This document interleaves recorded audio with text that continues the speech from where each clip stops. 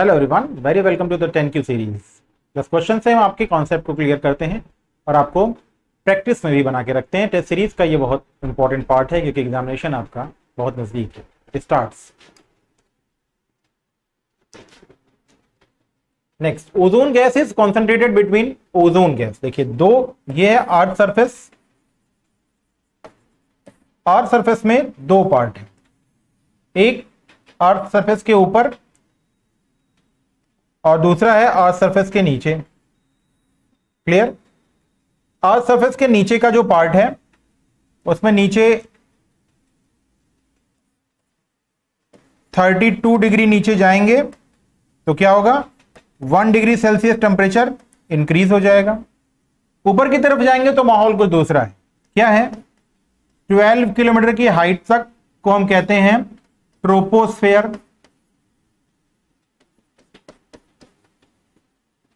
या disturbance zone या क्षोभ मंडल।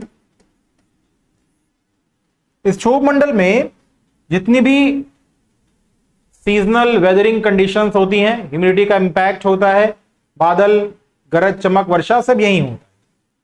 हवाओं का मूवमेंट ऐसे भी होता है, हवाओं का मूवमेंट ऐसे भी होता है।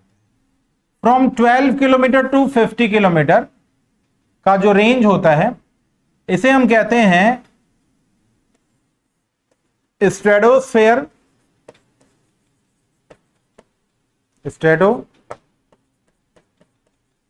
स्फेयर या हिंदी में कहेंगे समताप मंडल। समताप मंडल में फ्रॉम 15 किलोमीटर, 15 किलोमीटर से लेकर के 15 से 35, 15 से 35 किलोमीटर तक का जो एरिया है इसमें ओजोन गैस का कॉन्सेंट्रेशन होता है। एक और इसी में टर्म है कि क्या ओजोन गैस का कॉन्सेंट्रेशन और भी कहीं ज्यादा है, तो बिटवीन 20 टू 25, 20 से 25 किलोमीटर के बीच में ओजोन लेयर का कॉन्सेंट्रेशन सबसे ज्यादा है। लेकिन यहां पे 15 टू 35 आंसर में है तो हम इसे टिक कर देते हैं। क्लियर? ओजोन गैस करती क्या है? ओजोन सूरज से आने वाली, जो अभी हमने बात किया ना, ultraviolet rays, UV rays को क्या करती है? एब्जॉर्ब यानी अवशोषित करती है। और इसी अवशोषण की वजह से क्या होता है? थर्मल इन्वर्जन भी हो जाता है, तापीय व्युत्क्रमणता भी हो जाती है, क्योंकि ये एब्जॉर्ब करके क्या करती है? गर्म होती है और रेडिएशन करने लगती है। ट्रोपोस्फेयर में नीचे से ऊपर जाएंगे तो जो टेम्परेचर है वो क्या होगा? कम होगा। स्ट्रेटोस्फेयर में टेम्परेचर फिर से राइज होता है और उसके राइज होने का जो रीजन है वो ओजोन लेयर का अल्ट्रा वायलेट रेजेस के 97% पार्ट को एब्जॉर्ब करना है। अब एक चीज और, इस ट्रोपोस्फेयर में भी ओजोन गैस है, जो क्या है? जो सेकेंडरी पॉल्यूटेंट है। जो क्या है? सेकेंडरी पॉल्यूटेंट है। और कैसे बनेगी? जब फोटो केमिकल स्मॉग बनेगा। क्या बनेगा? फोटोकेमिकल स्मॉग बनेगा तो ओजोन गैस भी बनेगी। Next, advectional inversion. देखिए पहले तो हम समझते हैं थर्मल इन्वर्जन क्या होता है।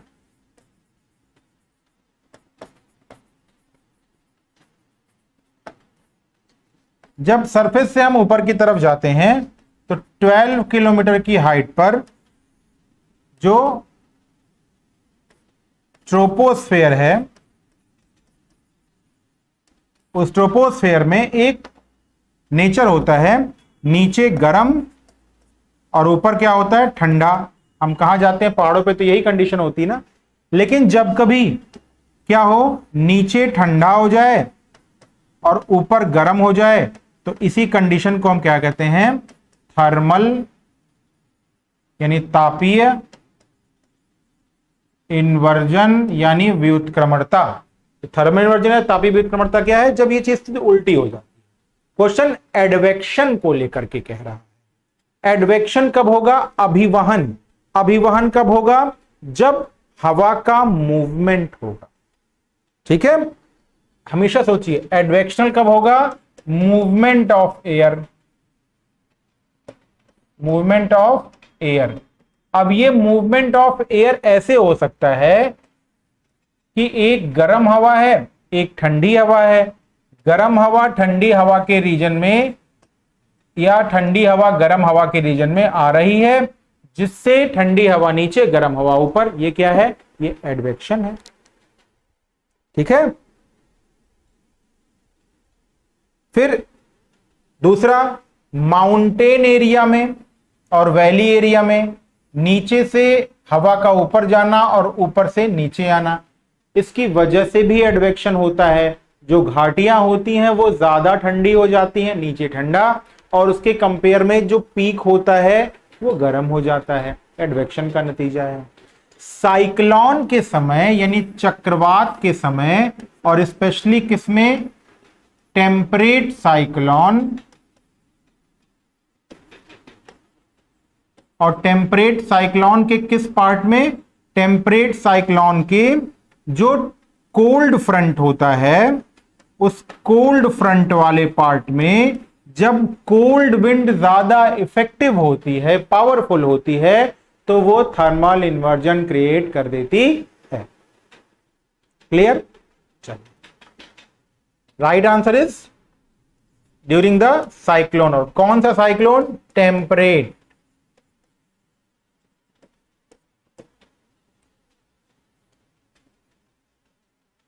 विच ऑफ द फॉलोइंग, अब देखिए यहां पे कह रहा है हाई एल्टीट्यूड है ना।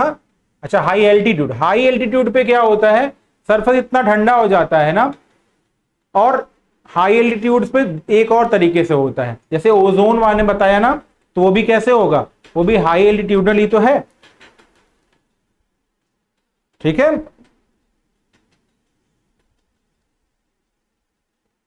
तो ओजोन की वजह से क्या होता है? हाई एल्टीट्यूडनल थर्मल इन्वर्जन होता है। Next, which of the following is not correctly matched? Santa आना, कैलिफोर्निया, बिल्कुल सही है, एकदम करेक्ट, कोई गलत नहीं है। यहां पे है सांता आना, एकदम सही है। खमसिन अरब, फॉन स्विट्जरलैंड, एकदम सही है। फॉन सबसे ज्यादा किसको इफेक्ट करती है? स्विट्जरलैंड को इफेक्ट करती है, एकदम सही है, कोई गलत नहीं है। मिस्ट्रल, आप देखिए इसमें ये जो सांता आना, कैलिफोर्निया, सांता आना और ये फॉन, ये दोनों एग्जैक्ट उसी प्लेस को हिट कर रही है जिस प्लेस में ये पाई जाती है। लेकिन अब यहां पे दो अलग अलग पार्ट हैं। ठीक है। एक क्या है? जैसे खमसिन दिया है, तो खमसिन मेनली जो कहां आती है, वो कहां आती है? खमसिन का मेन जो एरिया है वो नॉर्दर्न अफ्रीका है। खमसिन का पार्ट जो है वो क्या है? वो नॉर्दर्न अफ्रीका है। और सेकेंडली क्या है? अरब। ठीक है। तो सहारा का जो रेगिस्तान है वो खमसिन का प्राइम एरिया है, अरब सेकेंडरी है। ठीक वैसे ही मिस्ट्रल जो है उसका प्राइम एरिया स्पेन है और उतना सेकेंडरी फ्रांस नहीं है जितना खमसिन के लिए अरब सेकेंडरी है। क्लियर? तो इसलिए इस क्वेश्चन के थ्रू हम किसको करेंगे? हम खमसिन को कहेंगे कि वो सही है। मतलब खमसिन का मेनली मैच वर्ड किससे बनेगा? अरब का डेजर्ट से बनेगा।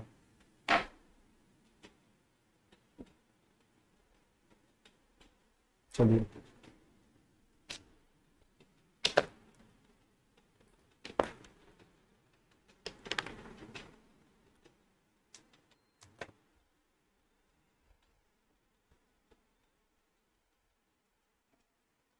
आइए अब देखते हैं question. Which of the following cloud is responsible for maximum amount of rainfall? सबसे तेजी से वर्षा कहां होती है? तो जब भी क्यूमुलस क्लाउड्स बनेंगे, चलिए एक एक करके देख लेते हैं। क्यूमुलस क्लाउड्स यानी कपासी बादल। कपासी बादल कैसे बनते हैं? जब विंड का मूवमेंट नीचे से ऊपर हो, और ज्यादातर ये कैसे होते हैं? ऐसे होते हैं। जिनका जो बेस होता है, आधार होता है, वो क्या हो? वो कम हो। ठीक है। तो क्यूमुलस क्लाउड्स हमेशा, और खास बात क्या है क्यूमुलस क्लाउड्स की, कि कपासी क्लाउड्स जो होते हैं ये 2500 मीटर की हाइट से नीचे मिलते हैं, इससे ज्यादा हाइट पर नहीं मिलते हैं। सबसे ज्यादा हाइट पे सिरस होते हैं, फिर स्ट्रेटस होते हैं और फिर ये क्यूमुलस टाइप वाले होते हैं। ठीक है, अब इसमें कह रहा है पहले कपासी, तो कपासी बादलों से मौसम साफ की आशंका होती है। अगर ये बड़े बड़े चकत्तों में या पार्ट्स में निकल रहे हैं तो मौसम साफ है। लेकिन जब कभी ये कपासी वर्षी क्यूमुलस निम्बस क्लाउड्स के फॉर्म में आएंगे तो क्या होगा, तो बनेगा थंडर स्टॉर्म, या क्या बनेगा, साइक्लोन, और कौन सा, ट्रॉपिकल।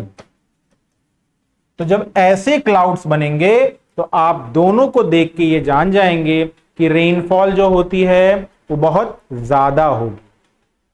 ठीक है, चलिए, निम्बोस्ट्रेटस, निम्बोस्ट्रेटस से अंधकार हो जाता है, वर्षा खूब होती है, लेकिन कह क्या रहा है कि which of the following cloud is responsible for the maximum amount of rainfall, निम्नलिखित में से कौन सा बादल अत्यधिक तीव्र। अब देखिए दोनों अलग अलग स्टेटमेंट हो गए, हिंदी और इंग्लिश अलग अलग। यहां कह रहा है अत्यधिक तीव्र वर्षा, तो अत्यधिक तीव्र वर्षा जो होती है वो साइक्लोन और थंडर स्टॉर्म में होती है।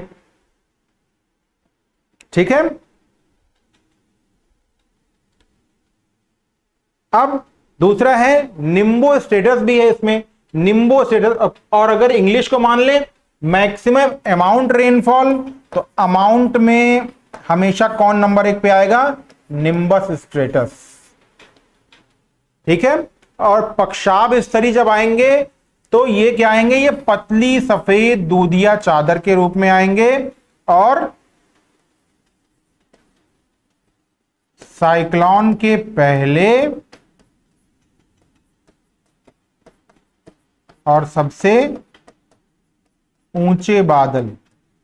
अब चूंकि इंग्लिश को ही करेक्ट माना जाता है तो सबसे मैक्सिमम अमाउंट, तो अमाउंट में निम्बो स्ट्रेटस का अमाउंट ज्यादा है, जबकि कम समय में रेनफॉल करने की बात आएगी तो उसमें कपासी वर्षी ज्यादा इंपॉर्टेंट हैं, जिनके साथ ओले भी पड़ेंगे, ओले भी पड़ेंगे, हवा भी तेज चलेगी, गरज चमक के साथ बिजली भी होगी। तो राइट आंसर इसका वर्षा स्तरी होगा, कपासी वर्षी से ज्यादा बारिश होती है।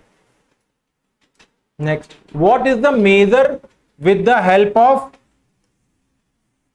नेफोमीटर। नेफोमीटर के साथ बताएं आपको क्या, जो बूंद होती है ना उसे किया जाता है। ठीक है, ये क्या किसकी तरह काम करता है, ये क्लाउड सेंसर की तरह काम करता है, यानी हवा में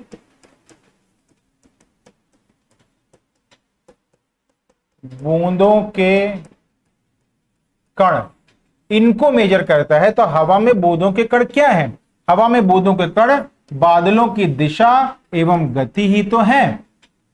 तो बादलों की दिशा एवं गति, सी की सैलिनिटी, अमाउंट ऑफ रेनफॉल, वर्षा की मात्रा नहीं, तो बादलों की दिशा ही इसे कह सकते हैं नेफोमीटर से, बाकी कुछ इसमें नहीं है। ठीक है,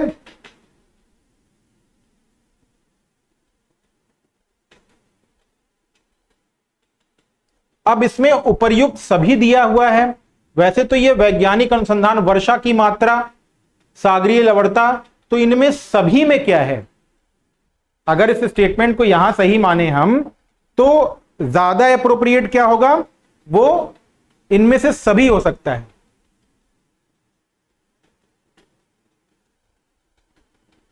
नेफोमीटर ही दिया हुआ है।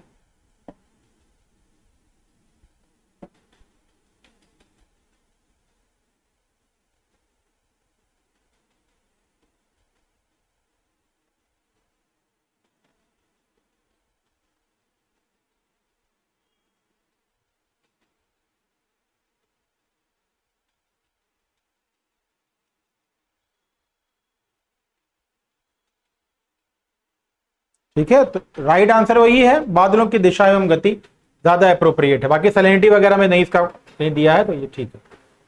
Next, willy willy cyclones are of what type. देखिए विली विली क्या है, विली विली उष्ण कटिबंधीय चक्रवात है, और ये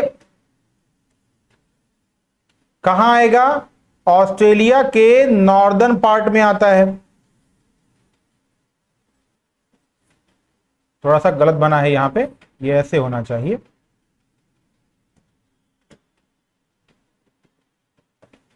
ऑस्ट्रेलिया के नॉर्दर्न पार्ट में आता है।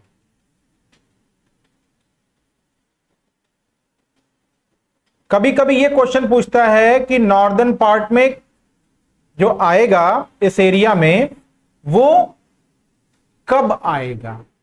तो उष्णकटिबंधीय चक्रवात है, ये एकदम सही है। अभी किसी क्वेश्चन में पूछेगा कि आखिरकार ये जो उष्णकटिबंधीय चक्रवात आता है, जिसे हम विली कहते हैं, वो कब आएगा, कब आता है?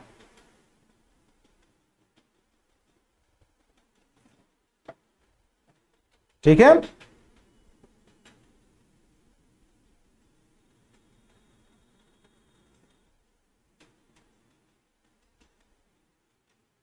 तो विली क्या है? ट्रॉपिकल साइक्लोन्स है, उष्णकटिबंधीय चक्रवात। कहां पर? ऑस्ट्रेलिया में। Next, maximum typhoons in China occurred in which month? Typhoon की बात कर रहा है, तो फिलीपींस,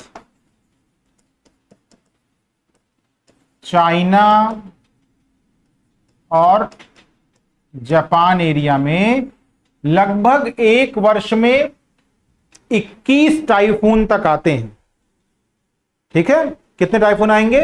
21 टाइफून। ऑस्ट्रेलिया वाले में,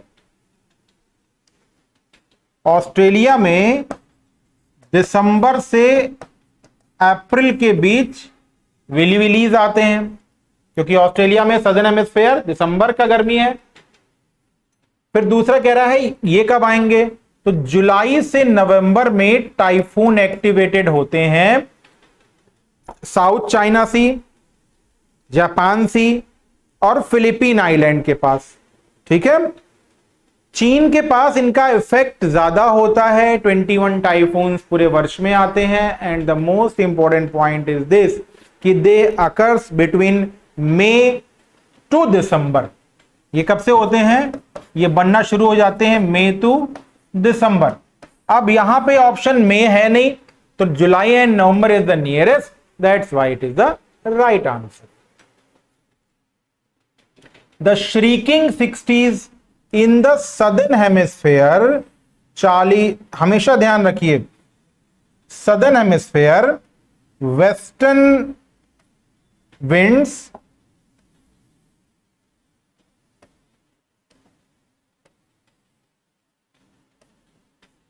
southern hemisphere western winds 40 degree अक्षांश। देखिए अब इसमें 40 डिग्री अक्षांश, 50 डिग्री अक्षांश और 60 डिग्री अक्षांश, ये सभी साउथ है। नॉर्दर्न हेमिस्फेयर में भी वेस्टर्लीज चलती है, लेकिन सदर्न हेमिस्फेयर में लैंड वाटर का कॉम्बिनेशन बहुत लंबे समय तक ब्रेक नहीं होता है, लैंड वाटर ही वाटर है, इसलिए इनकी स्पीड ज्यादा होती है। 40 डिग्री अक्षांश पर इन्हें गरजता चालीसा, रोरिंग 40s कहते हैं। फिर 50 डिग्री अक्षांश पर खूंखार 50, फ्यूरियस 50s कहते हैं। 60 डिग्री अक्षांश पे क्या कहते हैं? चीखता 60 या श्रीकिंग 60s। दिया हुआ है। High tides, high altitude winds, heavy rainfall, thunderstorm. तो हाई है उच्च वेगीय पवन, और ये क्या है? ये वेस्टर्लीज है।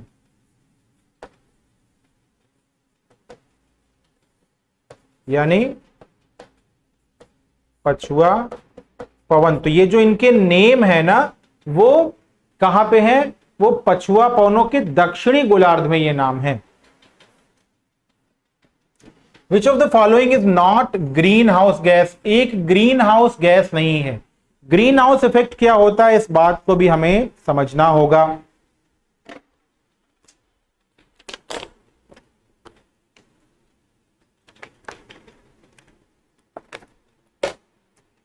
देखिए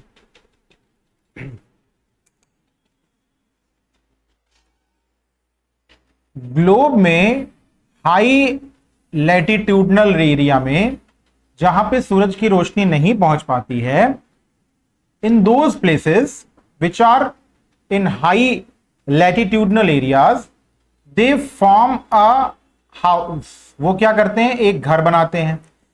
इन this house the insolation can come in but can not go out. Insolation आ तो जाएगा पर बाहर नहीं जा पाएगा। That will help to grow the plants because the required temperature is being gained by this process। जो required temperature होता है वो पा लिया जाता है इस प्रोसेस से। अब इंपॉर्टेंट क्या है, सेम कंडीशन अर्थ के चारों तरफ वाटर वेपर करता है। कौन करता है, वाटर वेपर।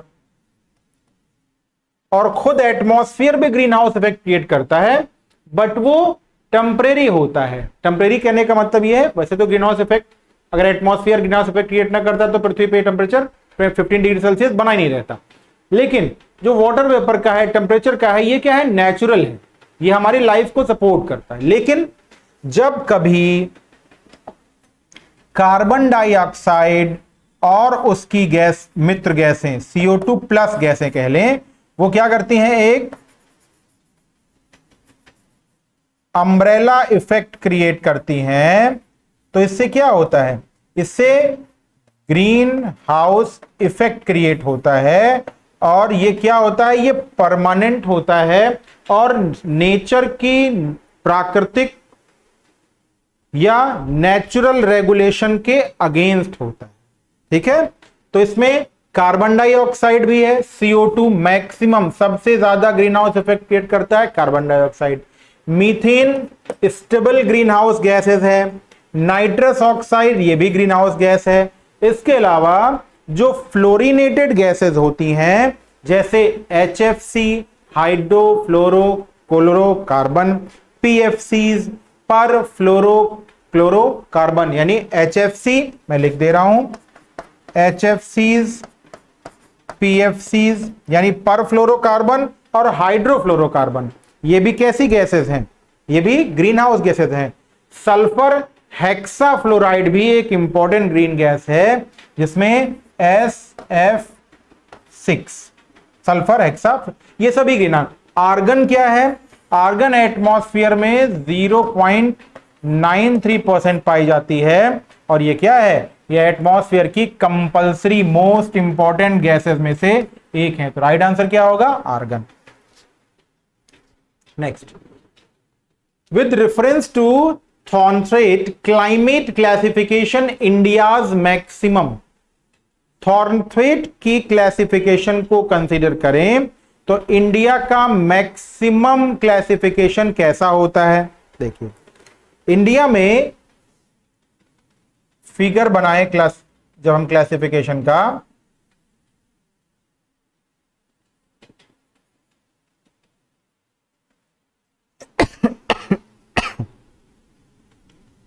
तो ये एरिया जो है, इस भाग को निकाल दें तो ये पूरा एरिया जो है ना वो CAW वाले पार्ट में आता है। किसमें आता है, CAW, समशीतोष्ण, समशीतोष्ण उपाद्र जलवायु, ये CAW, समशीतोष्ण उपाद्र जलवायु। ये ऊपर वाला जो पार्ट है ना, यानी गंगा के मैदान वाला पार्ट है, वो क्या है, वो CBW है, CBW ये वाला पार्ट जो है। तो राइट आंसर क्या है, CAW, याद रखिएगा, बहुत इंपॉर्टेंट है। ठीक है, अब कोपेन ने भी अपना क्लासिफिकेशन दिया था। ये 10 क्वेश्चंस यहां पे खत्म होते हैं। जितने भी पार्ट या कॉन्सेप्ट्स आपको यहां पर कराए जा रहे हैं उनको याद जरूर रखिए।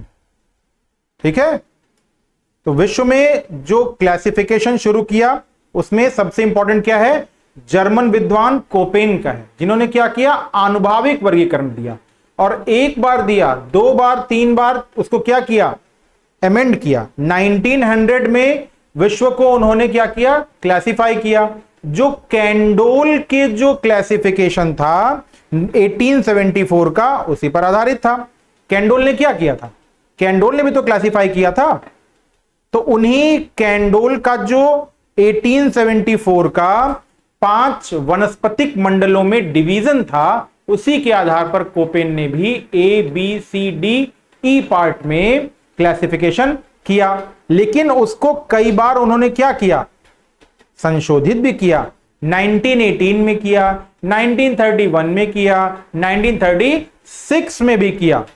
ठीक है। और ध्यान दीजिएगा कि कोपेन का वर्गीकरण कैसा था? क्वांटिटेटिव होने के कारण बहुत इंपॉर्टेंट माना गया। न्यूमरिक वैल्यूज जो थी वो कंपैरेटिवली कम थी। ठीक है। तो आज के इस क्लास में इतना ही, नेक्स्ट क्लास में फिर मिलेंगे। Good bye.